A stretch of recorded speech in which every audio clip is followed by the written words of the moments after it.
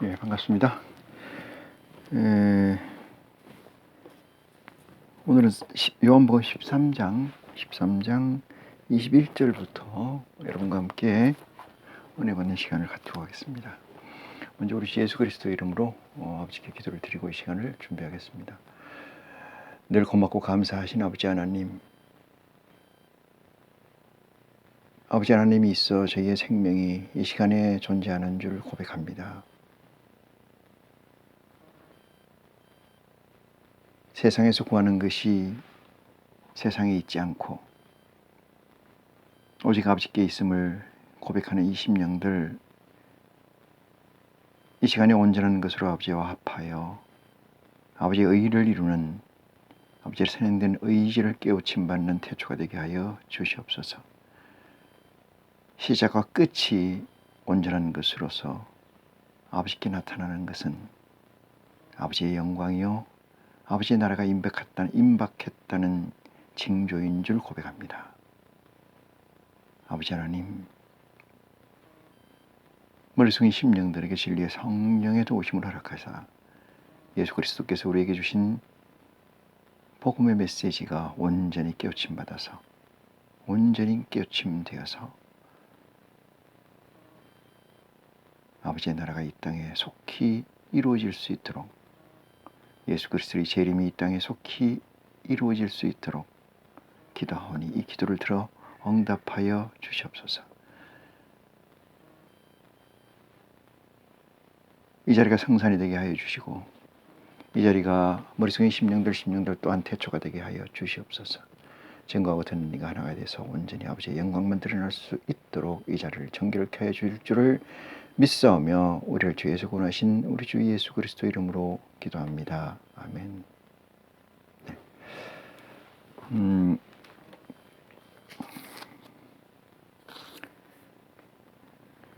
요한복음 13장 전번 시간에 했던 것처럼 1절에 보면 6월절 전에 예수께서 자기가 세상을 떠나 아버지께로 돌아가실 때가 이런 줄 아시고 세상에 있는 자기 사람들을 사랑하시되 끝까지 사랑하시니라, 이렇게 증거되어 있습니다.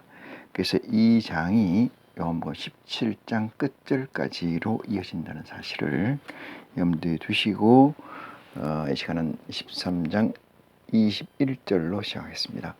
예수께서 이 말씀을 하시고 심령에 민망하여 증가에 가라사대 이랬어요.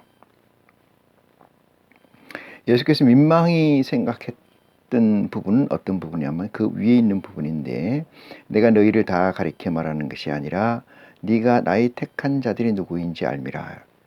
그러나 내 떡을 먹는 자가 내게 발꿈치를 들었다 한 성경을 응하게 하려는 것이니라. 19절, 지금부터 일이 이루기 전에 미리 너희에게 이름은 일이 이룰 때에 내가 그인 줄 너희로 믿게 하려 함이라. 내가 진실로 너희에게 이르노니 나의 보낸 자를 영접하는 자는 나를 영접하는 것이요 나를 영접하는 자는 나를 보내신 이를 영접하는 것이니라. 이렇게 이야기를 하시고 이 말씀을 하시고 심령에 민망하여 증거에 가로되 내가 진실로 너희에게 이르노니 너희 중 하나가 나를 팔리라 하시니 이랬어요. 이 팔리라 하신다, 이 메시지는 민망히 여기는 그 사건과 그 상태와 연결되어 있다, 이렇게 연결고리를 찾는 지혜가 있기를 바랍니다. 22절입니다. 제자들이 서로 보면 누구에 대하여 말씀하시는지 의심하더라 그랬습니다. 제자들이 서로 말하되 누구에 대해서 말하는 말이냐 이렇게 의심하더라, 궁금해하더라. 23절입니다. 예수의 제자 중 하나 곧 그의 사랑하시는 자가 예수의 품에 의지하여 누웠는지라, 이렇게 얘기합니다. 누웠는지라. 시몬 베드로가 머리짓을 하여 말하되 말씀하신 자가 누구이신지 말하라 한대 이랬어요. 25절입니다. 그가 예수의 가슴에 그대로 의지하여 말하되 이랬어요. 주여 누구 오니까. 예수께서 대답하시되 다시 물은 자는 베드로가 물었고 두 번째 물은 자는 이 예수의 품에 의지하여 누웠던 자를 얘기하는 거죠. 그가 다시 묻습니다. 누구이오니까 이렇게 묻고요. 26절입니다. 예수께서 대답하시되 내가 한 조각을 찍어다가 주는 자가 그니라 하시고 곧 한 조각을 찍으셨다가 가론 시몬의 아들 유다를 주니 조각을 받은 후 곧 사단이 그에게 들어간지라. 이에 받은 후 곧 사단이 그 속에 들어간지라. 이에 예수께서 유다에게 이르시되 네 하는 일을 속히 하라 하시니라 했어요.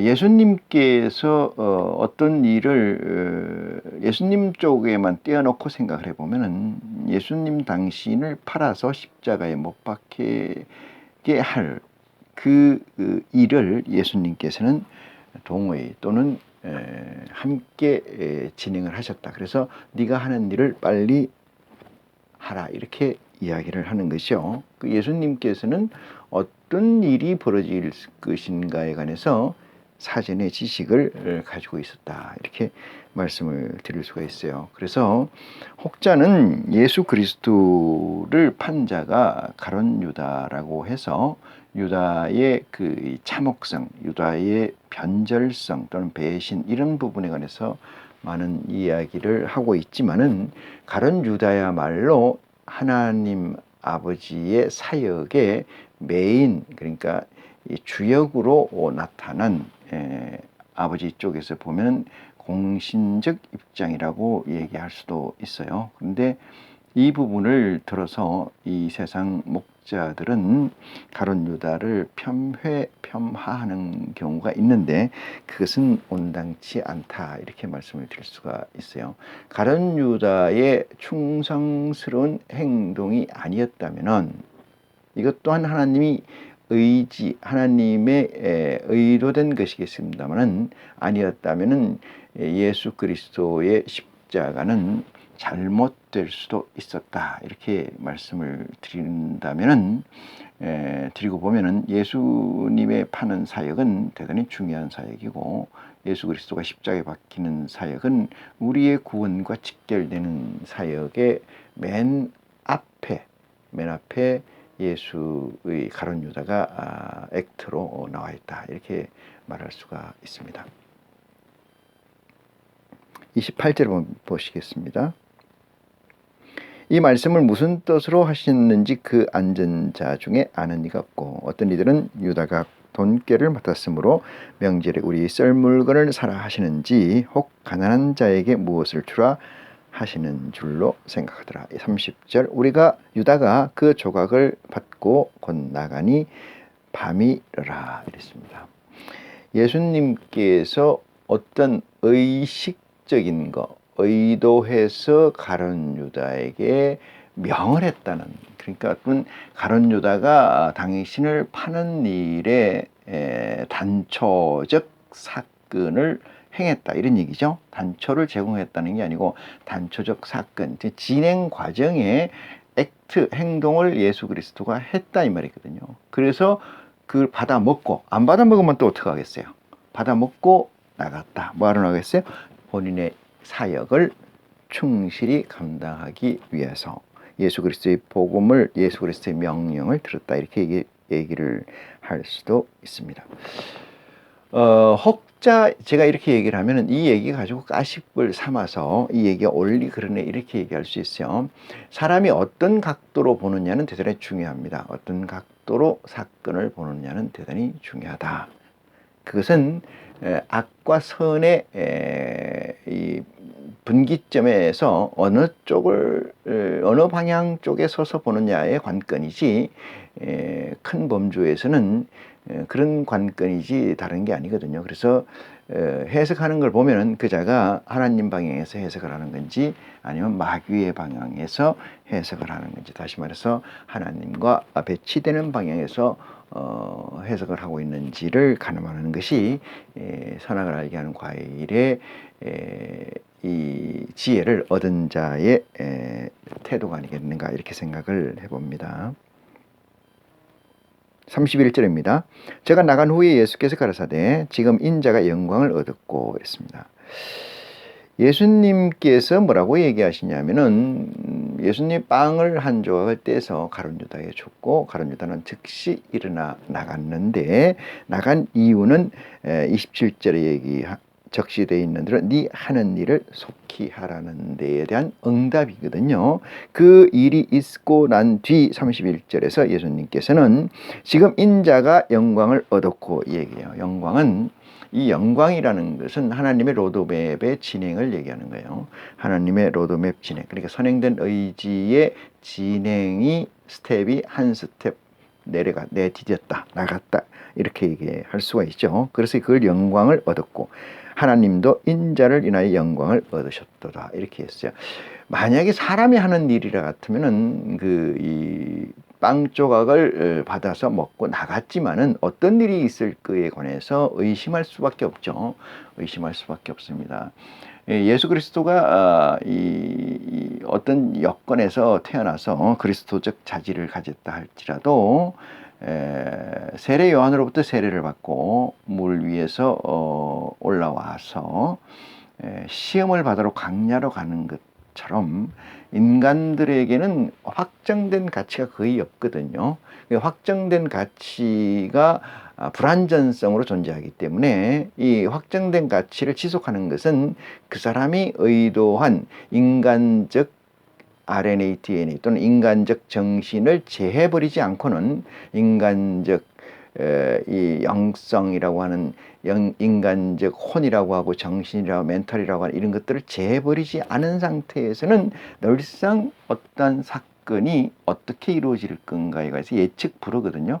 예측될 수가 없다, 이런 얘기죠. 그래서 이 예수가 세례를 받고 또 광야에 가서 시험을 받는 그런 일들이 있었다, 이렇게 견주어 보면은 지금 예수님께서 하신 말씀은 지금 인자가 영광을 얻었고 하나님도 인자를 인하여 영광을 얻으셨도다, 이렇게 얘기를 해요. 인자가 영광을 얻는 것은 아버지의 영광과 같은 거죠. 예수 그리스도는 하나님의 교집합의 한 부분이기 때문에 이렇게 예수 그리스도의 영광은 곧 하나님의 영광이 되는 줄 믿으시기를 바랍니다. 32절입니다. 만일 하나님이 저로 인하여 영광을 얻으셨으면, 이렇게 했어요. 하나님이 저로 인하여 예수 그리스도로 인하여 영광을 얻었었으면 하나님도 자기로 인하여 저에게 영광을 주시리니 곧 주시리라, 이렇게 이건 미래형으로 남겨놨습니다. 그 완성된 영광 또는 그 다음 스텝의 영광, 이 스텝이 프론트로 나간다는 것은 진행된다는 거예요. 그 진행의 귀결은 선행된 의지 안에 시작과 끝이 다 이미 설계되어 있다, 이런 얘기거든요. 기획되어 있다, 이런 얘기로 해석하는 것이 여러분에게 좋겠다라고 적시를 해둡니다. 33절입니다. 소자들아 내가 아직 잠시 너희와 함께 있겠노라, 이렇게 얘기하고요. 잠시 너희와 함께 있노라. 너희가 나를 찾을 터이나 그러나 일찍 내가 유대인들에게 너희는 나의 가는 곳에 올 수도 없고 말한 것과 올 수도 없다고 말한 것과 같이 지금 너희에게도 이르리라 했어요. 이 얘기는 대단히 중요한 단초를 제공하고 숨겨져 있는 비밀이 있습니다. 유대인들이 얘기를 물을 때 예수님께서 이렇게 대답하시죠. 너희는 내가 가는 곳에 올 수가 없다라고 이야기하니까 이 자가 유대인들이 못 가는 땅을 가려고 하느냐, 이렇게 물은 것처럼 이 너희라고 하는, 다시 말해서 예수 그리스도의 그 보좌 앞에 프론트의 12보좌에 있는 영들에게도 뭐라고 얘기하냐면은 너희는 나의 가는 곳에 올 수도 없고 말하는 곳에 말한 것과 같이 지금 너희에게도 이르리라 이랬어요. 예수 그리스도는 잠시 좀 있다가 가는데 그곳에 너희는 올 수가 없다. 이렇게 얘기를 하는 거죠. 그러면은 여기서 너희라고 지칭되는 것은 베드로를 비롯한 생물학적 존재, 12 제자를 얘기하는 게 아니고 예수 그리스도 하늘 보좌에서 예수 그리스도의 프론트 보좌 12영에 관한 이야기인 줄로 해석하시는 지혜가 여러분에게 있기를 간절히 축원합니다. 34절입니다. 새 계명을 너희에게 주노니 이렇게 했어요. 언젠가 제가 적시를 해드렸습니다. 계명이라는 것과 율법이라는 것은 엄청난 차이가 있는 거예요. 율법은 피조물들 간에 또는 형제 자매들 간에 이 수평적 관계에서 준수하거나 지켜져야 할 아버지께서 주신 법입니다. 그런데 계명이라는 것은 수직 관계에서 존재하는 거예요. 그러니까 아버지와 자식 또는 조물과 피조물의 관계성에서 확정된 그리드, 그러니까 신조 같은 것을 얘기하는 거죠. 그래서 이 계명을 준다는 것은 예수 그리스도께서 새 계명이라 하는 것은 전에 계명이 있었다는 것을 전제해요. 전액 계명이 있었다는 것을 전제하는데 그것은 모세가 받은 아버지께로부터 여호와께로 받은 계명이 있었다는 것을 기인정을 하시고 새 계명을 너희에게 주노니 이렇게 얘기합니다. 이 새 계명을 너희에게 주노니 서로 사랑하라 이렇게 이야기를 하는데 이 서로라는 이 단어를 빼면은 사랑이라는 말만 남아요. 그래서 예수 그리스도는 사랑이라는 계명을 우리에게 주셨다 이런 얘기인데 이 서로라는 것은 조금 전에 말씀드렸습니다만 율법적인 내용과 좀 거리가 있는, 다시 말해서 수평적 개념, 수직적 개념에는 수평적 개념의 가치를 공유시킴으로 말미암아 수평과 수직이 공존된 사건을 얘기를 한다고 말할 수가 있습니다. 서로 사랑하라. 내가 너희를 사랑한 것 같이 너희도 서로 사랑하라 했어요. 예수 그리스도는 어떻게 사랑을 하셨느냐? 13장 1절에 보시면은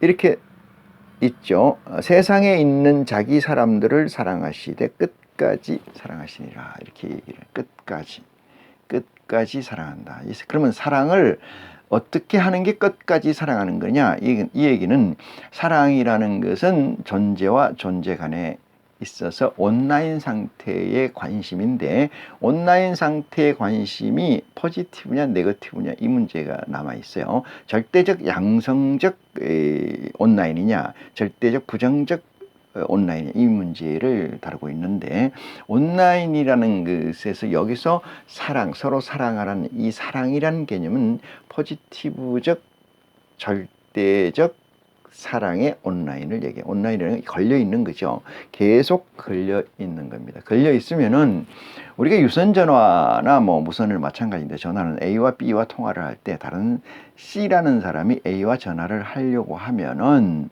통화 중이 걸리지 않습니까? 그래서 통화를 할 수가 없어요. 누가 허락하지 않으면 A가 허락하지 않으면 C는 A하고 통화할 수가 없어요.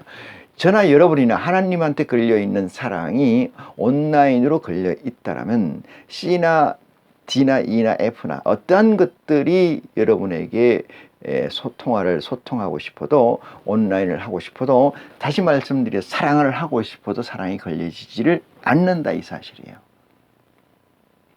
이 사랑이라는 것은 지금 우리가 이 세상에서 얘기하는 사랑이라는 것은 이미테이션이고 단편적인 거죠. 단편적. 왜 그러냐면은 이 세상에서는 온라인적 사랑을 가질 수가 없는 거죠. 그래서 붙었다 떨어졌다 붙었다 떨어졌다 이렇게 되는데 하나님이 우리에게 주문하는 것은 24시간 온라인 상태를 얘기를 해요. 그게 가능합니까? 예, 가능합니다. 그거를 제가 이야기를 제 설교를 쭉 듣다 보면은 그게 지혜가 여러분에게 열릴 것이라고 확신을 합니다. 그래서 서로 사랑하라는 이 계명은 사랑이라는 계명을 우리에게 줬고, 여기에 사랑은 주체가 누구냐? 아버지와 우리, 너희라고 부르는 12푸른터 또는 우리라는 사실을 염두에 주시기를 바랍니다. 이 두 존재 간의 사랑하라 명령이에요. 명령. 그러면 어떻게 돼요? 서로 사랑하는 것이 어떻게 두 형제 간의 사랑이라는 것과 아버지 간의 사랑이라는 게 어떻게 이 거점이 세 개인데, 존재가 세 개인데 어떻게 뭉쳐지느냐? 그것은 같은 존재이기 때문에 관계가 없습니다. 아버지를 믿는 것은 나를 믿는 것이고, 나를 믿는 것은 아버지를 믿는 거라고 얘기하는 이론에서 보면은, 말씀에서 보면 같은 얘기다, 이렇게, 그래서 가능하다, 이 말씀을 드립니다. 35절입니다. 너희가 서로 사랑하면 이로써 모든 사람이 너희가 내 제자인 줄 알리라, 이렇게 이야기를 하죠. 왜 제자인 줄 알까? 이것은 상관관계죠. 상관관계. 그러니까 하늘에 있는 예수 그리스도의 하늘에서 이룬 것 같이라고 하는 그 이룬 것 같이의 이 공유성 또는 동질성, 동체성을 얘기하는 거예요. 그래서 세상 사람들이 너희가 하늘에서 내려온 자들의 그 후손 또는 그 자들과 같다는 동질성이라는 것을 세상 사람들이 확정하게 될 것이다, 이렇게 예수님께서 토를 달고 있습니다. 35절입니다. 너희가 서로 사랑하면 이로써 모든 사람이 너희가 내 제자인 줄 알리라, 이렇게 얘기해요. 36절 봅니다. 시몬 베드로가 대답하여되 주여 어디로 가시나이까? 예수께서 대답하시되 나의 가는 곳에 네가 지금은 따라올 수 없으나 후에는 따라오리라, 이렇게 이야기를 합니다. 예수 그리스도께서 가시는 곳은 어떤 것이냐 하면은 아버지 하나님 우편으로 가시는 게 아니고 새로운 이 처소를 준비하러 가시는 거예요. 처소를 준비하러 간다니까 어떠한 우리가 있고 우리가 어떤 장소에서 머물 곳, 그러니까 땅이라든지 집이라든지 이걸 얘기하는 게 아니고 새로운 물질로서의 트랜스포, 변화체, 그러니까 변화된 이 세상에 존재하지 않은 새로운 물질로서의 창조된 곳, 그것을 거처라고 하는 거예요. 여기서 거처라는 거는 거하는 곳이잖아요. 거하는 것. 14장 1절에 보면은 2절입니다. 내 아버지 집에 거할 곳이 많도다, 이렇게 얘기했잖아요. 아버지의 속성이 이 지배받는 세계, 차원, 그 차원으로 우리가 바뀌어지고 그 집에 우리가 거하게 된다. 그러면 집이라는 건 이건 지금 이제 바울의 얘기에 의하면 썩어질 몸이 썩지 아니할 몸으로 바꾸어진다. 형상이 바뀌어진다, 이런 얘기잖아요. 그것을 바뀌어지는 것, 거기에 우리가 들어가야 된다는 거잖아요. 그걸 집으로 삼아야 된다. 그걸 처소라고 얘기하는 거예요. 그래서 14장에서 말하는 너희는 마음에 근심하지 마라, 이렇게 얘기하고 아버지 집에 거할 처소가 많다. 이 얘기는 뭐냐면은 아버지가 허락된 존재들의 수, 그거를 거할 곳이라고 얘기하는 거예요. 그걸 다른 말로 얘기해서 하늘의 보좌이다, 이렇게 말씀을 드릴 수가 있습니다. 37절입니다. 베드로가 가로되 주여 내가 지금은 어찌하여 따를 수 없나이까? 주를 위하여 내 목숨을 버리겠나이다, 이렇게 이야기를 하는데, 예수 그리스도를 위하여 목숨을 버리면은 새로운 거처에 들어갈 수가 없게 되죠. 새로운 거처에 들어갈 수가 없게 되죠. 그러니까 모른다는 것은 이렇게 반대적으로, 그러니까 방향이 반대로 가는 경우가 너무 많아요. 모른다는 거는. 안다는 것은 그 방향대로, 하나님 아버지가 우리에게 지시한 방향대로 그 각도대로 우리가 진행할 수 있지만, 모른다는 것은 99.9%가 하나님과 반대되는 역방향으로 갈 수가 있다. 간다, 이렇게 보면 맞다. 이 베드로도 마찬가지로 내가 주를 위하여 목숨을 버린다. 주를 위하여 목숨을 버리지 말고 너를 위해서 목숨을 버리라 이놈아. 너를 위해서. 솔직히 목사들이 많은 위대한 목사라고 하는 사람들이 선진들이 주를 위해서 내가 목숨을 버린다. 사나 죽으나 아버지의 끝이니까 그 개수별성도 있습니다만 그긴 정말 잘못된 얘기예요. 너를 위해서 해라. 너를 위해서. 아버지를 위해서 하지 말고 너를 위해서 하는 이게 시건방진 거잖아요. 내가 아버지를 위해서 할 게 뭐가 있어요? 베드로가 주님을 위해서 하는 것이 도움이 됩니까? 발상 자체가 잘못된 거예요. 동역이라는 것은 나를 위해서 아버지의 그리스도의 복음대로 충실히 사는 것이 동역이에요. 충실히 사는 게. 그렇지 내가 예수님이 하는 일은 내 온몸을 던져서 내 온 것을 던져서 거기서 그거 아닙니다. 그 잘못된 해석이고 잘못된 방향 설정이에요. 나를 위해서 해야 되는 거예요. 나를 위해서. 응? 나를 위해서. 이 참 세상이 잘못된 방향의 믿음의 단초가 아닌가 이런 생각을 합니다. 38절입니다. 예수께서 대답하시되 네가 나를 위하여 네 목숨을 버리겠느냐? 내가 진실로 진실로 너에게 이르노니 이랬습니다. 네가 나를 위해서 목숨을 바치겠느냐? 진실로? 네가 말이야 다 굴기 전에 네가 3번 나를 부인하리라. 그래도 네가 나를 위해서 목숨을 바친다고 그런 속된 말로 개소리 하지 마라 이 말이거든요. 저 얘기하잖아요. 아버지를 위해서 살지 말고 그리스도를 위해서 살지 말고 여러분을 위해서 사는 거예요. 어떻게 사는 게 잘 사는 겁니까? 그게 그리스도의 복음이에요. 이 복음을 제대로 해석하고 복음이 여러분에게 빵이 되고 그 빵이 되는 것을 도우는 신령과 진리의 성령이 여러분에게 함께 한다면은 그것이 여러분을 위해서 충실하게 사는 거예요. 사실은 나를 위해 산다고 하지만은 이 세상에서는 나를 위해 사는 게 아니잖아요. 남과 같아지기 위해 사는 거고 남들보다 더 나아진 존재로 확장되려고 살려고 하는 건데 결국은 똑같아요. 결국은. 진정한 자아를 위해 산다는 건 무엇일까? 진정한 자신을 위해 산다는 것은 예수 그리스도를 위해서 살지 말고 여러분들을 위해서 살고 하나님 아버지를 위해 살지 말고 여러분들을 위해 살아라.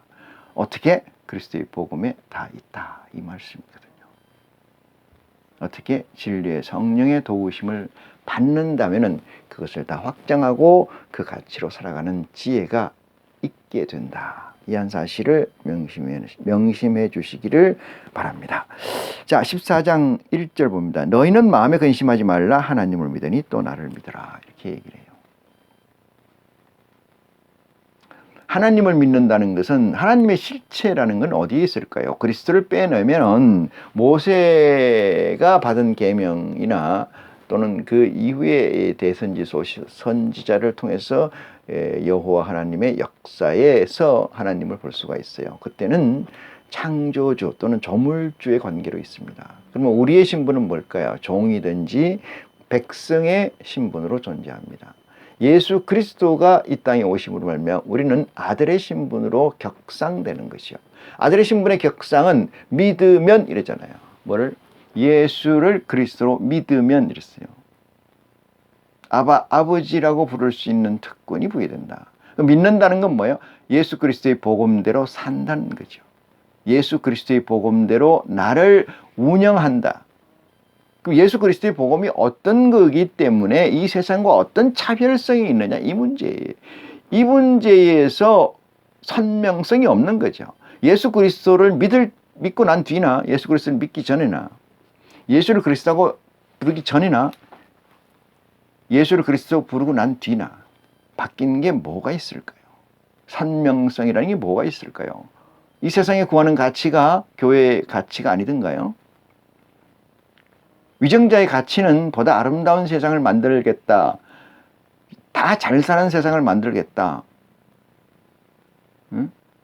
인간다운 세상을 만들겠다. 이러잖아요. 예수 그리스도를 믿는 목자들의 메시지를 보면은 무엇입니까, 그게?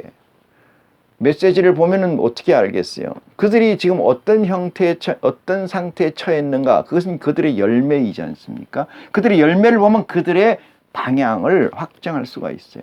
저들에게 무엇이 있는가? 그들이 하는 말로 그들을 평가하지 말고 그들이 무엇을 만들어 놨는가를 보고 그들을 평가하는 지혜가 여러분에게 있기를 간절히 축원합니다. 14장 1절 너희는 마음에 근심하지 마라 하나님을 믿으니 또 나를 믿으라. 이 말에 동의합니까? 아버지를 믿으니 나를 믿으라. 이 말에 동의를 0,1초 내에 해야지 되는 거거든요. 하나님과 하나님 아버지와 우리의 거리는 없어야 돼요. 그것이 온라인이거든요. 거리는 있어도 없어야 되거든요. 그게 온라인이라고요. 그게 사랑이라고요. 그게 포지티브 사랑이라고요.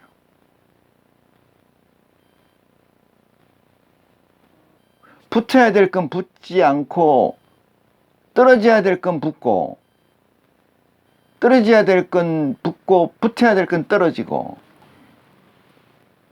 향유해야 될 것과 소유해야 될 것의 개념이라고 설정한 얘기가 있습니다만은 무엇을 내가 향유해야 되고 향유라는 건 공유되는 가치, 공유하는 것들이잖아요. 소유는 내 것으로 만들어야 되는 거예요. 왜 내 것으로 만들어야 될까요? 그리스도의 말씀은 내 것으로 만들어야 돼요. 그래서 내가 바뀌어져야 돼요. 내가 변화가 일어나야 됩니다. 나는 변화받았네. 나는 구원받았네. 그렇게 사는 삶이 이 세상 사람들과 어떤 차이가 있을까요? 그것이 여러분에게 경각심이 돼서 새로운 삶, 그리스도의 삶을 그리스도의 말씀이 양식이 되는 태초가 되기를 또한 기도합니다. 2절입니다. 내 아버지 집에 거할 곳이 많도다. 이 거할 곳이 많다는 것은 하나님께서 설정한 선행된 의지에서 보면은 하늘에서 이룬 것 같이 이 땅에서 이루어지기를 기도하라고 구하라고 한 그리스도의 복음, 그리스도의 명령처럼 하늘에서 이룬 것 같이라는 건 확정된 가치예요. 확정된 가치. 이룬 것 같이라는 것은 여러분이나 저나 이 땅에서도 집을 지으려고 하면은 제일 처음에 뭐를 하냐면 설계도를 그리죠. 설계도가 있어야 되잖아요.